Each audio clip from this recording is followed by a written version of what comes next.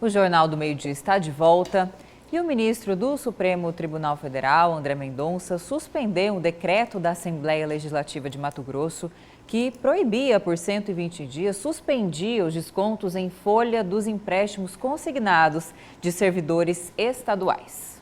E a decisão é atender uma ação direta de inconstitucionalidade da Confederação Nacional do Sistema Financeiro, que alegou ser inconstitucional a medida dos parlamentares aqui de Mato Grosso.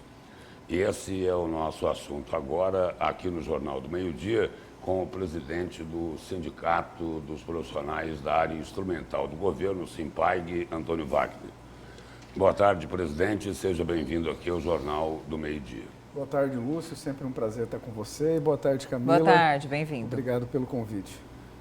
Presidente, esse decreto da Assembleia aí era para proteger os servidores vítimas dessa gigantesca fraude dos consignados. Aí, a decisão do ministro é para proteger o interesse dos banqueiros?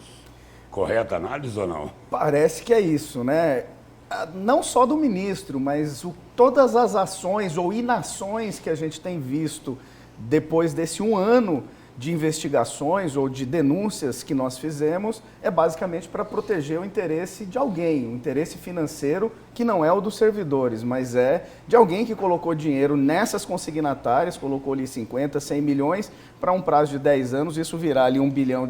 Alguém queria ter lucros exorbitantes em cima de fraudes e parece que tem gente, inclusive do governo, protegendo essas pessoas até o momento. A decisão do ministro é uma decisão... não vou dizer que não fosse talvez esperada, mas é uma decisão que prejudica muito a discussão como um todo, né? Mas a gente vai discutir no decorrer.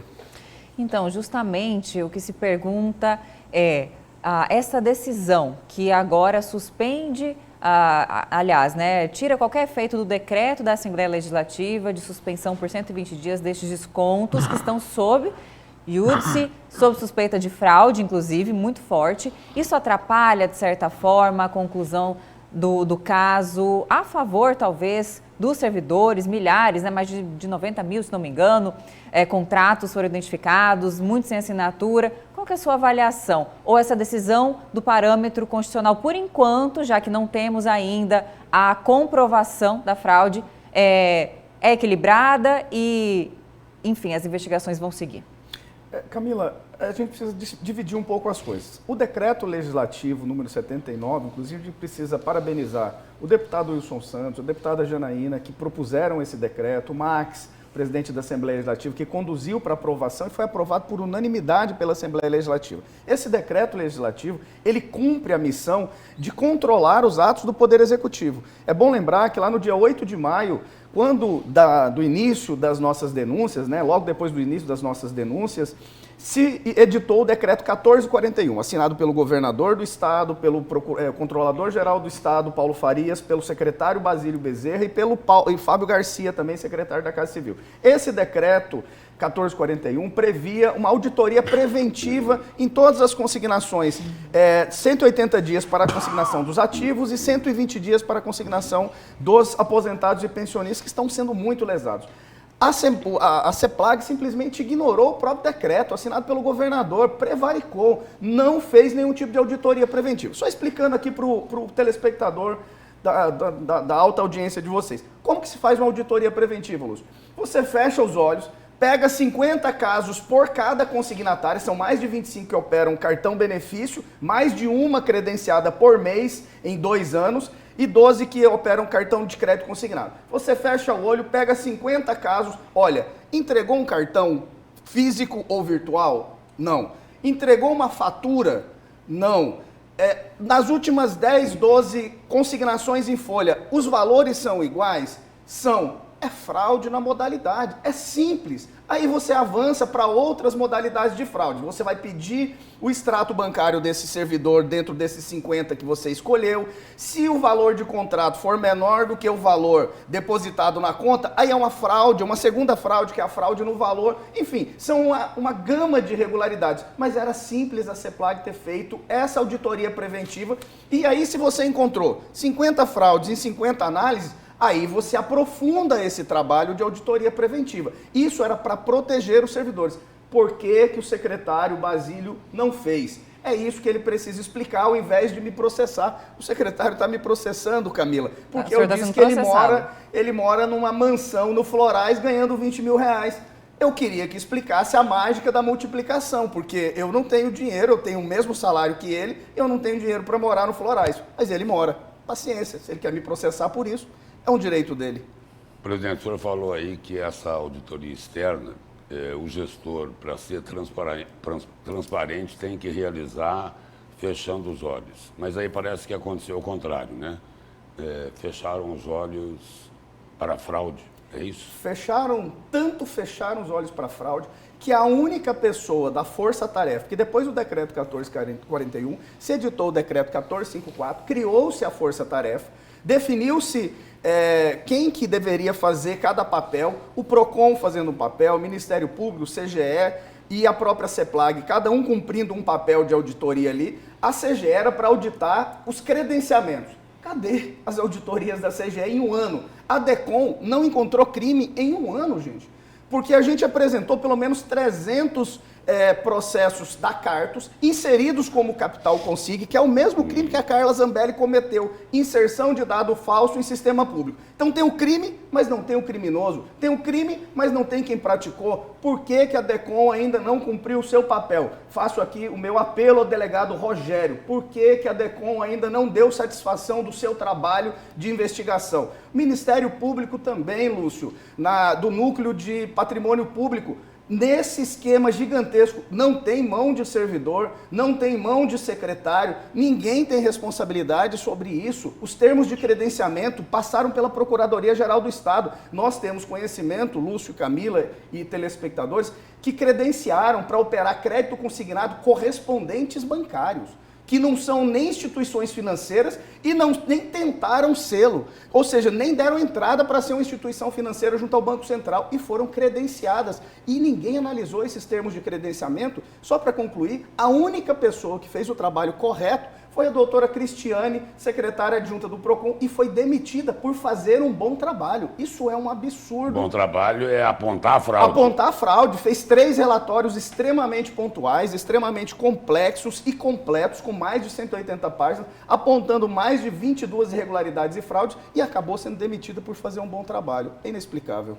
Agora, presidente, se passou um ano já das primeiras denúncias, talvez, e diante desse cenário que o senhor nos traz, é preocupante. Parece que não há interesse por parte do governo e até dos órgãos a quem cabe a investigação de resolver esse caso, encontrar os culpados, enquanto isso os servidores, milhares, ficam à mercê disso, não é? Ainda sofrendo os descontos, muitos indevidos, muitos sem ter assinado. O que a gente pode extrair dessa situação? O senhor acredita que não teremos uma solução justa? Eu acredito que nós teremos uma solução justa.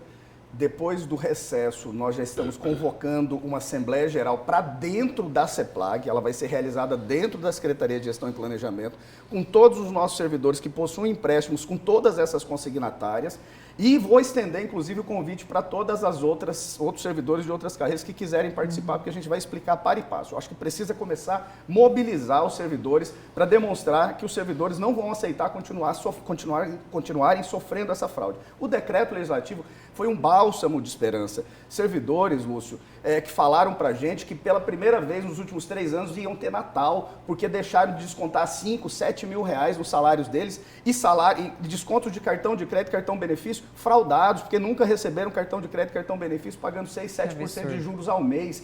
E aí vem e cai o decreto. O que vai acontecer? Nós ainda temos uma seguinte situação. A ação civil pública movida pela doutora Valnice, a quem mando um abraço e os meus parabéns novamente pelo excelente trabalho na ação civil pública, que inclusive nós nos habilitamos nela, teve uma primeira audiência de conciliação essa semana com a Capital Consig e o seu grupo econômico, que não chegou em nenhum lugar, e que é mentira isso que saiu na mídia, que eles ofereceram 45% de desconto nos contratos. É mentira, isso não aconteceu, e isso está sendo ventilado para criar uma áurea de desinformação sobre essa situação, jogar os servidores contra os sindicatos que estão lutando para defender os servidores dessas fraudes. Mas esse decreto, ele não, mesmo que ele tenha sido julgado inconstitucional, ele não altera há outra situação que é a suspensão da capital consiga e o grupo econômico que vai até o dia 20. Sim. Na ação civil pública da doutora Valnice, ela pede que essa suspensão se perpetue até se julgar a ação civil pública e chegar-se a um bom termo. Então nós estamos aguardando, inclusive, uma decisão do doutor Bruno Oliveira, a quem a gente faz um apelo aqui ao vivo. Doutor Bruno, é muito importante que não voltem os descontos da Capital Consiga, da Clickbank, do Bem Cartões e da Carta Sociedade de Crédito, porque as fraudes são gritantes nesses contratos e é muito importante se manter essa justiça de suspensão para que até se julgue esse processo em definitivo. O senhor citou aí vários bancos digitais. E o escândalo do Banco Master? O Master teria recebido quase 40 milhões do governo do Estado. Os consignados podem ter sido usados pelo Banco Master para dizer que os títulos do banqueiro Daniel Vorcaro tinham lastro? Exatamente. Venderam crédito consignado na modalidade de cartão de crédito consignado, que na verdade entregaram crédito consignado, e esses papéis foram inflados quando eles são vendidos no mercado financeiro, nos fundos de investimentos de direito creditório, os FDICs. Serviu para isso, para fazer o que eles estavam fazendo com o BRB, né? Vendendo esses papéis sobrevalorizados para parecer que eles tinham solvência no mercado, né?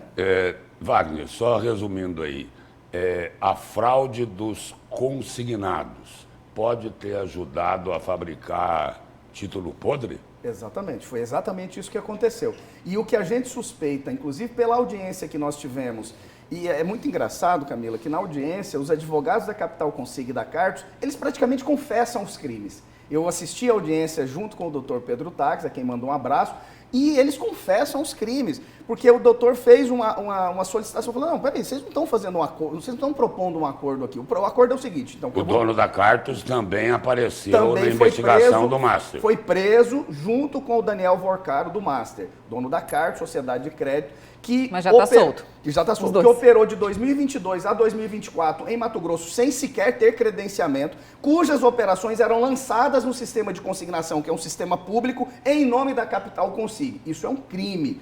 Não é possível que há um crime sem quem o tenha cometido. Então, eles fizeram isso. E aí, o que parece é que eles pegaram esses títulos, essas CCBs, venderam no mercado vamos dizer, um título que por R$100, mas que, na verdade, tirando todas as fraudes ali, ele é um título de R$30. Um empréstimo você pegou de consignado, que seria 10 mil, para você pagar 30, e olha lá, já 3 vezes mais, né? Os juros corretos aí não dá nem isso, mas estavam sendo vendidos por R$100 no mercado financeiro. Estou simplificando. E aí você tem milhares desses papéis sendo vendidos no mercado financeiro. Então, se eles caírem, quem comprou no mercado financeiro pode ser afetado. O que eu suspeito, Lúcio, e aqui é uma suspeita que inclusive pode ajudar a orientar a Polícia Civil e a Polícia Federal, é que esses títulos foram comprados, esses FDICs, tem gente muito importante em Mato Grosso que são cotistas desses FDICs e estavam aí esperando receber ao longo de 10 anos bilhões de reais roubados do bolso dos servidores, e é o que a gente não vai permitir, mesmo sofrendo essa campanha difamatória, essa campanha de dezenas de processos que eu estou começando a sofrer, a gente vai até o fim. Os bacanas, como diz Jaime Campos, é isso? Os figurões? Os figurões, né? Eu suspeito até que tenha dinheiro da Oi, que foi para algum desses fundos para voltar para operar crédito consignado aí. Eu estou com essa suspeita, viu, Lúcio?